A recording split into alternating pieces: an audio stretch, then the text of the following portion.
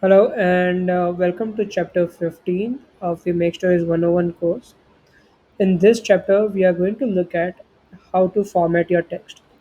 So, you have now added the heading tag or a paragraph tag to your story canvas. The next thing you want to do is you want to change the way it looks. So, we will use this tooltip element over here and we will add a text. So, by default, the heading to text is added. If you see by default, you can see that the right panel is disabled or it is opaque, so you cannot actually control any of these elements in the right panel. Now when you will click on the text tag, the design element will become active. In this tab you can see the first option is alignment and distribution, the second one is appearance, the third one is text, and then we have the other options. So we will start with appearance. We will come on alignment and distribution later, because this particular section applies to all the elements irrespective of whether it is text or image or anything else. So first let's take a look at appearance. So as the name suggests, this has to do with the appearance of your text element. Yeah. So now when I click this, the first option that I will see is color. So here you can, if you disable this, the color will be removed. So I will enable this. This will be enabled by default. Now when you click on this color swatch over here, you will be presented with a color picker. So again, with this color picker, you can move around and you can select the color of your choice. From here, you can change the color, and then from this slider you can change the opacity of the color, or you can control the alpha component of the RGBA. Again, if you have the color combination of your choice, it can be a RGB value, or it can be a hex code, or it can be a HSLA code. So I will write here hash 000, and it will, okay, let's try hash FF 000. We can try FF 0000. So it will apply. You can even enter red, or you can select blue. So there are various ways that you can select a color using the color picker. For now, I will keep it to blue. The second option that you can see here is called the background color. Now when I enable this, here I will see that this is the rainbow color gradient over here. So the rainbow color gradient will be shown in the color picker whenever the color is set to white. So now I will click this, and again I will be presented with a color picker. So I will select red color, or I can even select a green or something like that. Now here I will see that this has two options. One is called the box and the another one is called the highlight. As the name suggests, the box background color will be applied to the entire box. So suppose you have this box of width 360 pixels, the background color will be applied to the entire box. Now when you change this to highlight, irrespective of how big the box is or the element is, the color background color will be applied only to the text that is there in the element. So let's say I change this to, this is a great example of using highlight backgrounds.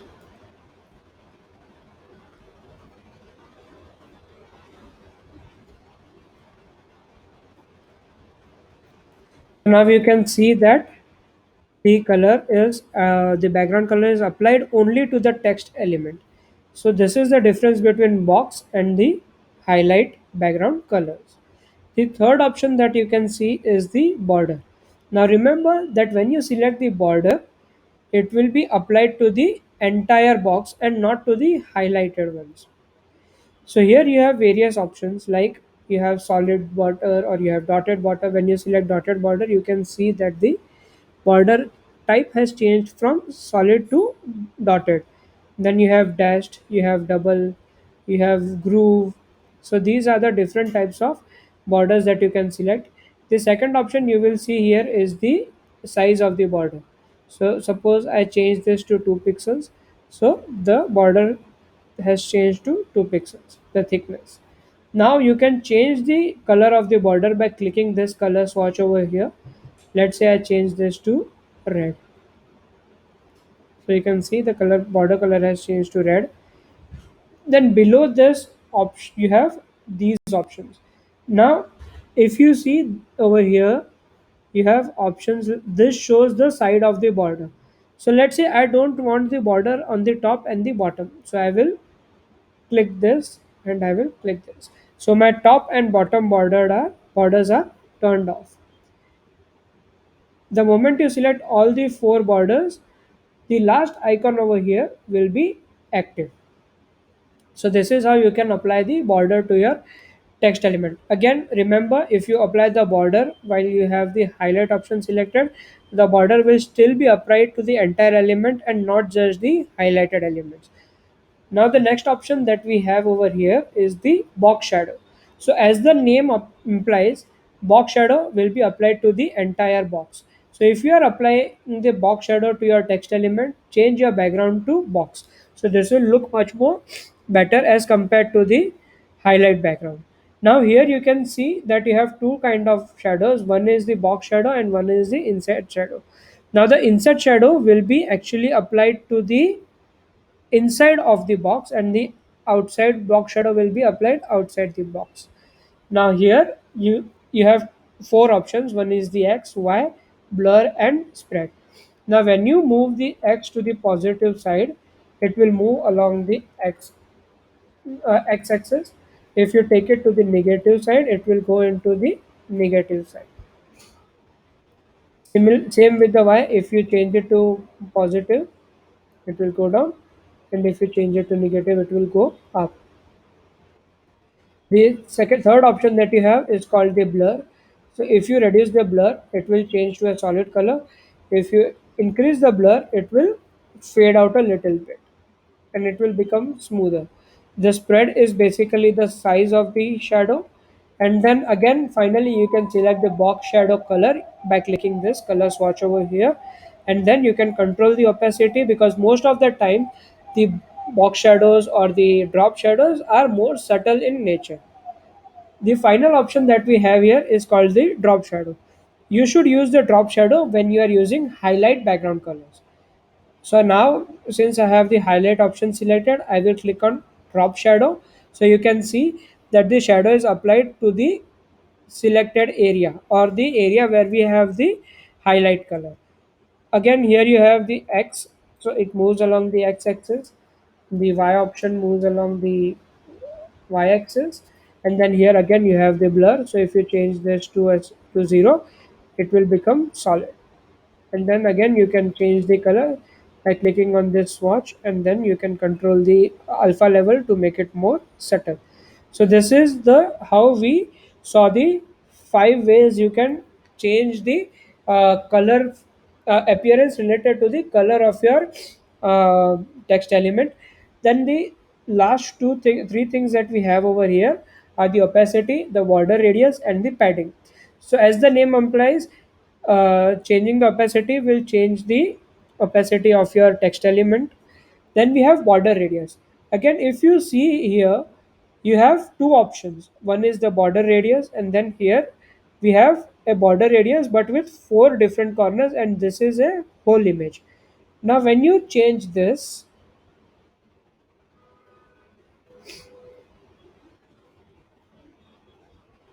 let's remove.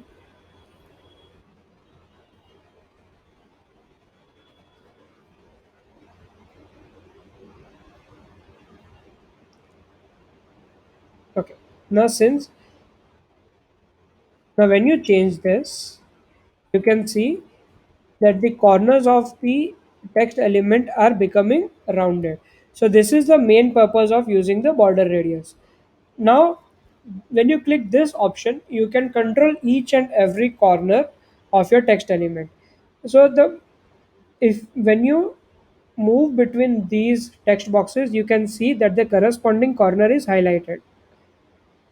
So let's say I don't want any border radius on the bottom right and the top left corners. If I want to do that, I will select the text element, I will go into the individual corners, I will change this to 0, and I will change this to 0. So you can see whenever I move between these text boxes, it will show me which particular corner is being controlled by this particular text box.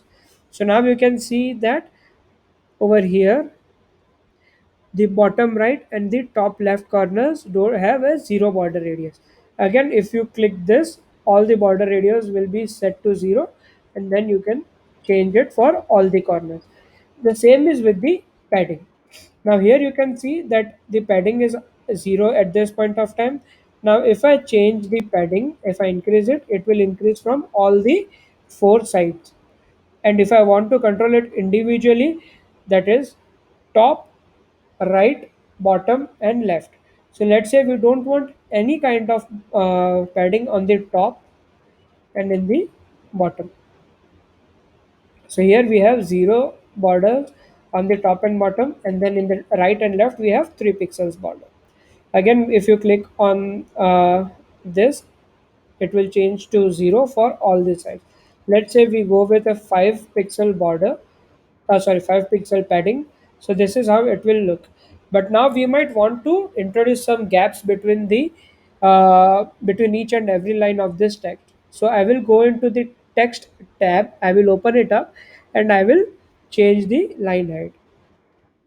I changed this to 2 em.